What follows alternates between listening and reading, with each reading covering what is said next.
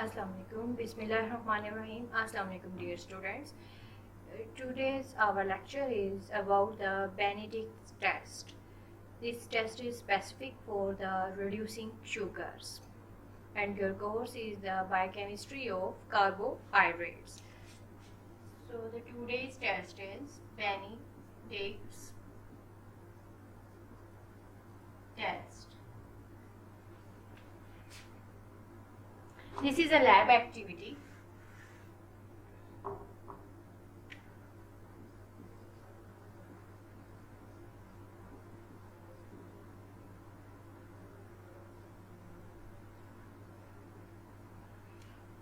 Benedict's test. This is a lab activity that is for it is used for the identification of the reducing sugars present in the unknown sample of the carbohydrates. What is the principle of this Benedict's test? Principle is in mild alkaline medium, reducing sugars undergo tautomerization to form the anidiols, which reduce cupric ions to cuprous ions, which reduces the cupric ions into cuprous ions. Let's see. First of all, we write up the principle of that test. In mild alkaline medium, in mild alkaline medium reducing sugars undergo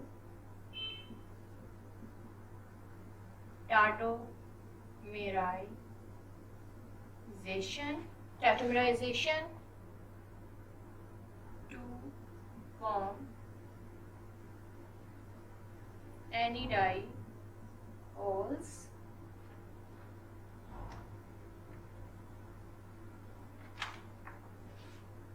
which reduces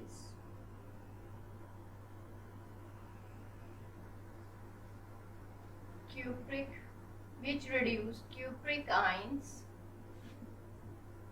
to cuprous ions and cuprous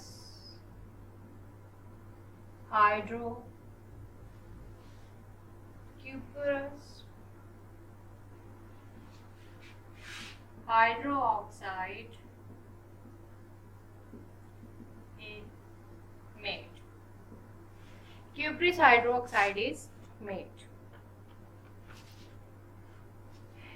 In mild alkaline medium, reducing sugars undergo tautomerization to form anidiols, which reduce the cupric ions into cuprous ions, and it resulted into the cuprous hydroxide formation. Cuprous hydroxide is formed. During the process of heating, after it we are heat this cuprous hydroxide. This cuprous hydroxide, when heated, it is converted to cuprous oxide, which gives different shades of the colored precipitates depending upon the concentration of the sugar. After it, this cuprous hydroxide is heated, and this cuprous hydroxide is converted into cuprous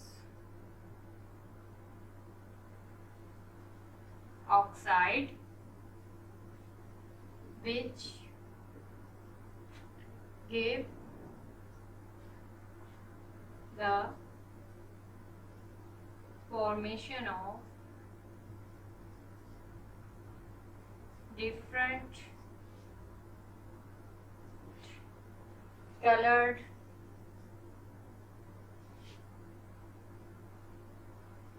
precipitation depending upon the concentration of sugar present in the given sample. That is actually the principle of this Benedict's test. Benedict's test is specific for the reducing sugars. It is specific for reducing sugars identification of reducing sugars. Principle is that in mild alkaline medium, reducing sugars undergo tautomerization to form anidiols which reduce cupric ions to cuprosines, and this cuprous reduces these cupric ions to cuprosines, and the cuprous hydroxide is made. Cuprous hydroxide, when this is formed, cuprous hydroxide is heated. Cuprous oxide is formed, which gives rise to the formation of different colored precipitations depending upon the concentration of the sugar present in the given sample.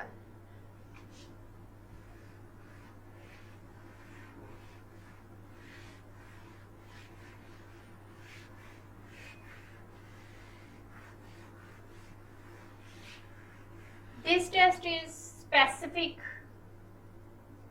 for reducing sugars identification, and this test is qualitative as well as semi-quantitative. Why this is called as semi-quantitative test? This is called as semi-quantitative test because this test is reported to be the formation, it can be give the approximation of the percentage of the reducing sugars present in the given sample up to 2%. When there is the formation of no precipitates, no change of the any color or no precipitate is formed in the solution, then it is a negative test. And if depending upon the concentration of the reducing sugars present in the given sample, it gives the rise to the different colored precipitations. If the green precipitate is formed, it indicates the presence of the reducing sugar in the sample, and the concentration of that reducing sugar is up to 0.5%. We will draw the chart of this. If green precipitation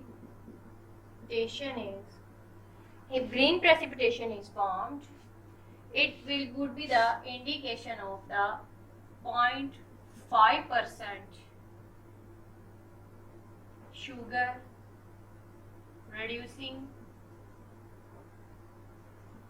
sugar is present in the given sample up to 0.5%.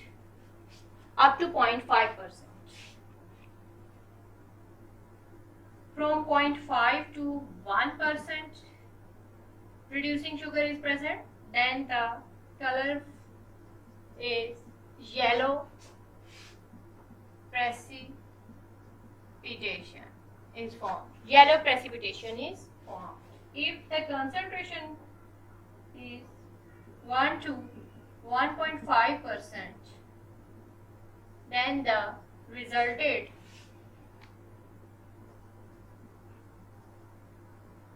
orange precipitations are formed in the given sample. Similarly,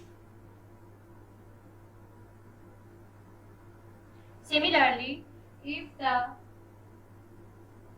concentration is up to 2% within the given sample, then the precipitates formed are of red color. Red colored precipitation is formed. If the concentration of the reducing sugar in the given sample is more than 2%, then it would be brick red precipitation is formed in the given sample. Or depending upon the different colored precipitations during this reaction, this test is called as semi-quantitative test.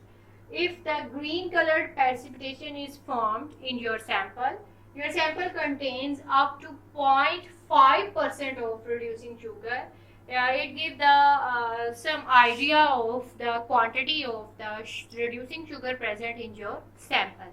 And if yellow precipitation occurred, then it would be the concentration would be between the 0.5 to 1%. And if orange precipitation occurred, then the concentration would be between the 1 to 1.5%. If red precipitations are formed, then we would say that the concentration of the reducing sugar is up to 2%. And if brick red colored precipitations are formed, then we would say that the concentration of reducing sugar present in your given sample is more than 2%. More than 2%. So this test, not only the qualitative test for the identification, for the presence, for the confirmation of the reducing sugars present in your sample, but it is also a semi-quantitative test for the estimation of the percentage of reducing sugars present in your sample.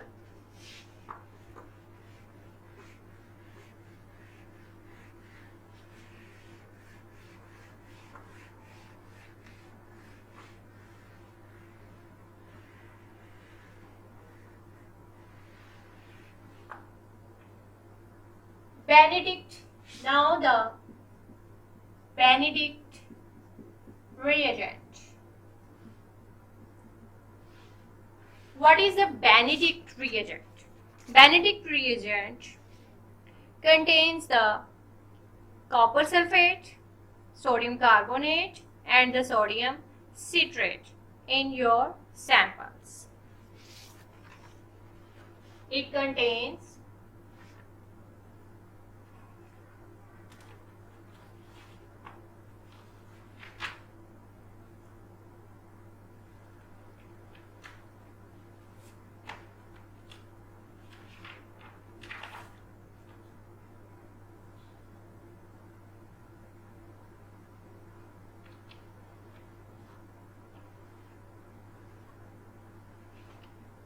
Benedict reagent contains copper sulfate, sodium carbonate, and sodium citrate. What are the role of these three compounds in the Benedict reagent? Copper sulfate is used to provide copper ions to the solution. Copper sulfate is used to provide the copper ions in the solution.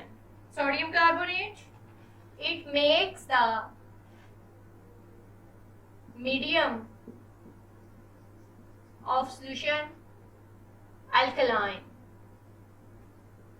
It makes the medium of the solution alkaline.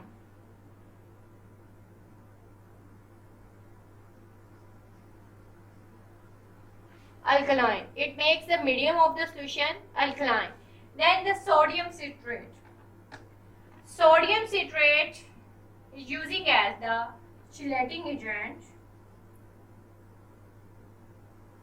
It chelates the cupric ions as cupric hydroxide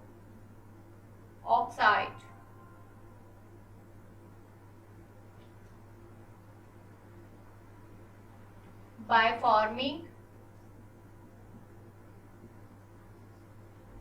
cuprous, cupric sodium citrate complex. So it acts as a stabilizing agent. Sodium citrate is acted in this solution as a stabilizing agent. It improves the shelf life of the reagent by preventing an interaction between the sodium carbonate and the copper sulfate, which may otherwise get precipitates as cupric carbonate. So this is used as a stabilizing agent because it bounds the cuprous ions with it by the formation of the cupric sodium citrate complex, which can avoid the interaction between the by which we can avoid the interaction between the sodium carbonate and the copper sulfate. Otherwise, maybe we get the precipitations of the cupric carbonate rather than the precipitations of cupric oxide. What is the procedure? Now we will go towards the procedure of this test.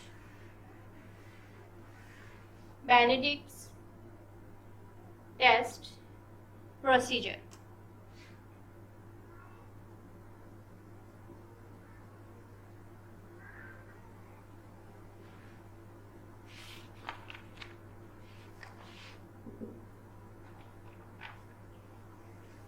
Take 5 ml of Benedict reagent in a test tube. Take 5 ml of a Benedict reagent in a test tube. To it add 8 drops of sample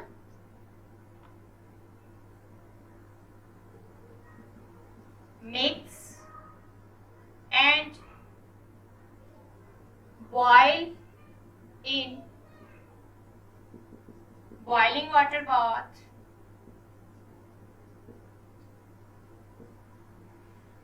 for 2 minutes or heat for 2 minutes.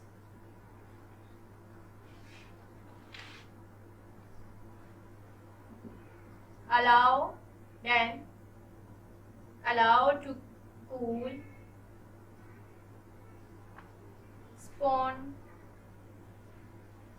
spontaneously.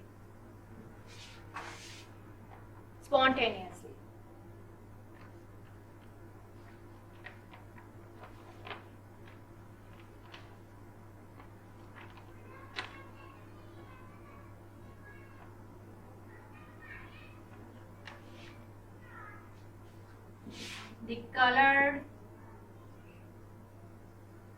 precipitate is formed depending upon the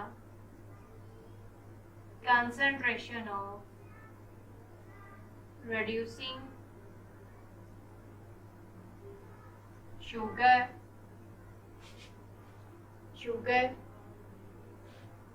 present in your sample. It may be green precipitates, it may be yellow precipitates, maybe orange precipitates, maybe red precipitates, or maybe brick red precipitates, depending upon the concentration of the reducing sugars present in your given sample.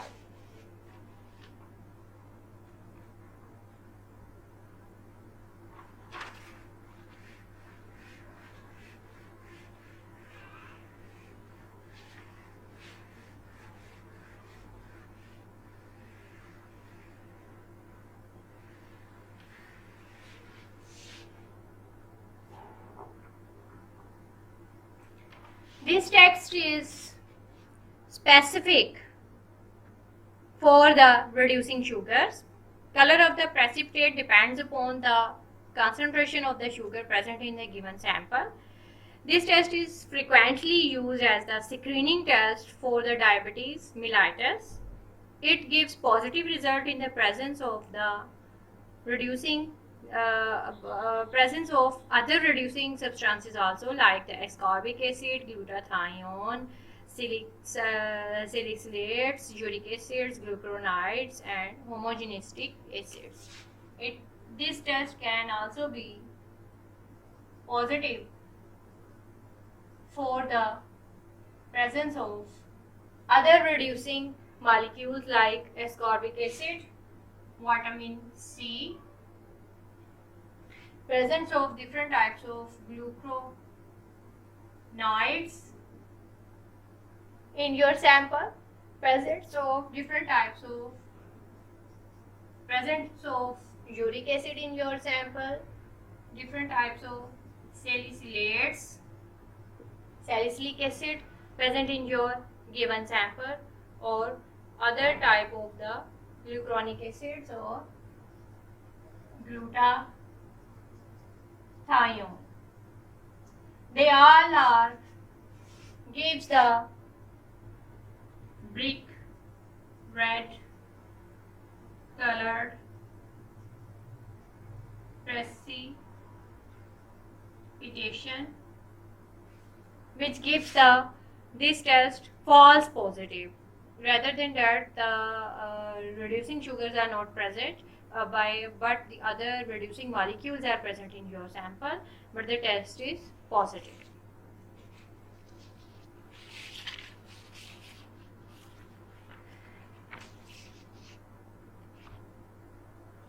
Benedict test in case of sucrose. If your sample contains the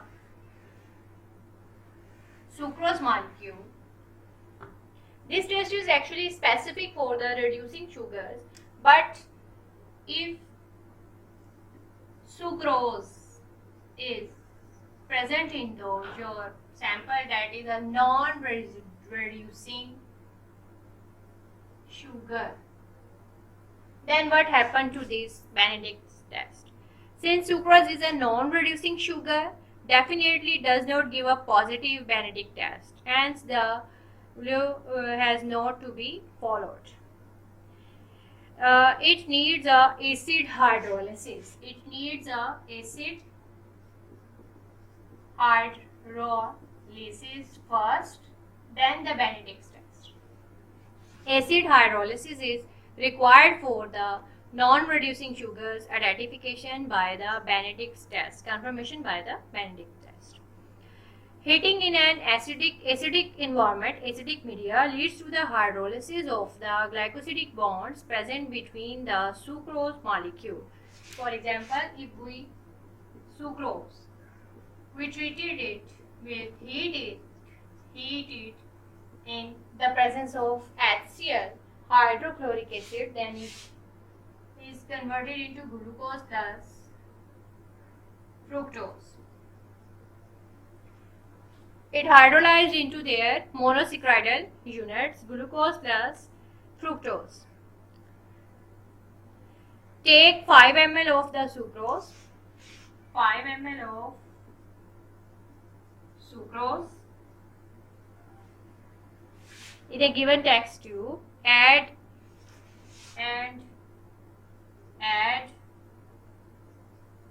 8 to 10 drops of HCl to it. then boil it or heat it for the 2 minutes. Brick red precipitation is then boil it or heat for the hydrochloric acid, 8 to 10 drops of the hydrochloric acid, boil it for the 3 minutes, then cool and divide the solution into 2 parts. Neutralization of 1 part by the 20% sodium carbonate will neutralize that solution, and in that the precipitation is not formed.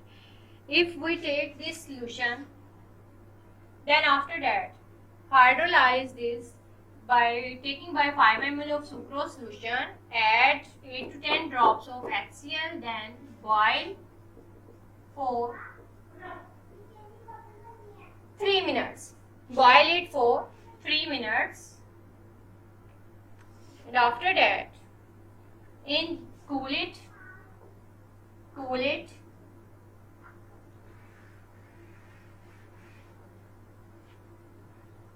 After acid hydrolysis,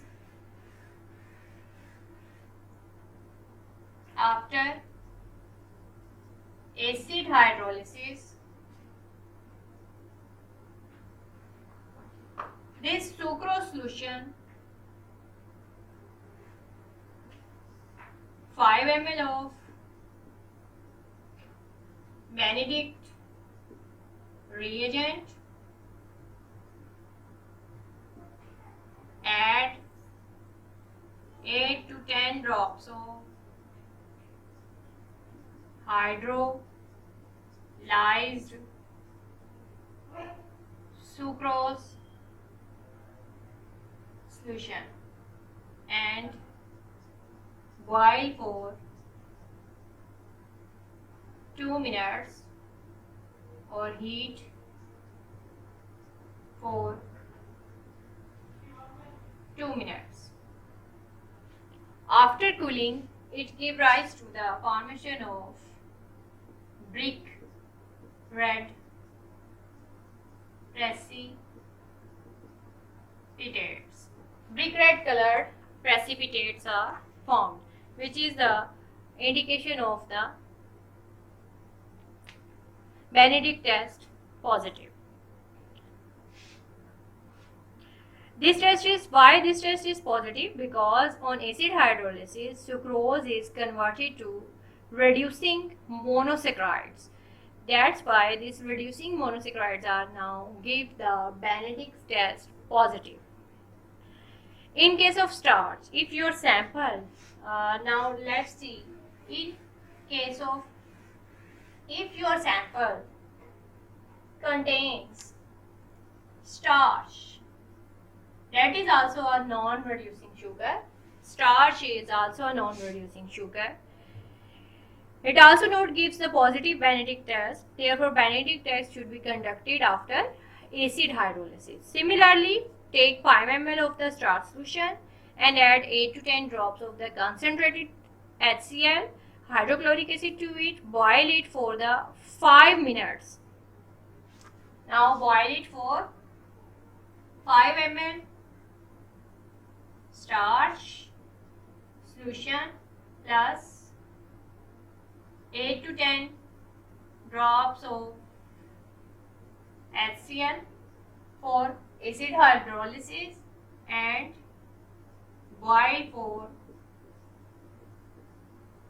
5 minutes in a conical flask. Cool it.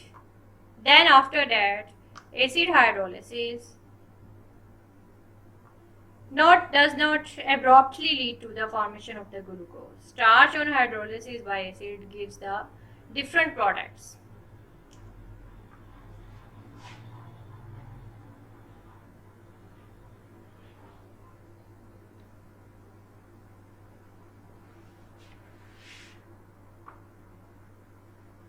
Then after that, starch on hydrolysis give rise to the different products, because starch is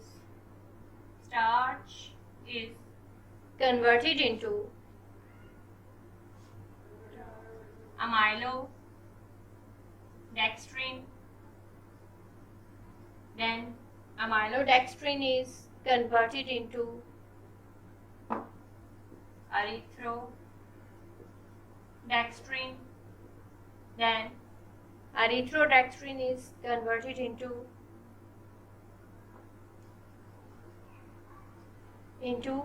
ecodextrins.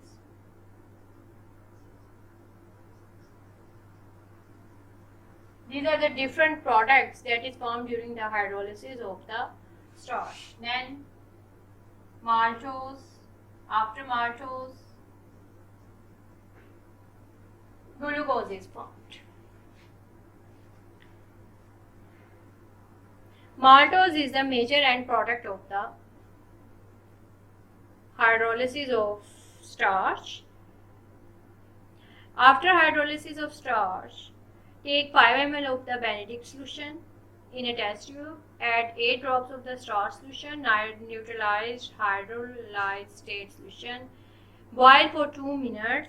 If the brick red precipitation is formed, this is called as the reducing sugar of starch is hydrolyzed, and now the reducing sugars are present. Starch gives the reducing sugars which give this Benedict test positive.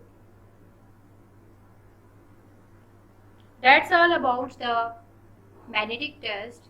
This test is specific for the identification for the confirmation of the reducing sugars present in your given sample.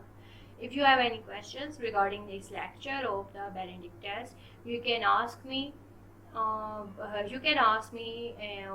By putting a question in my WhatsApp group. You can approach me on my email address, or you can write me your question in the comment section of the YouTube channel.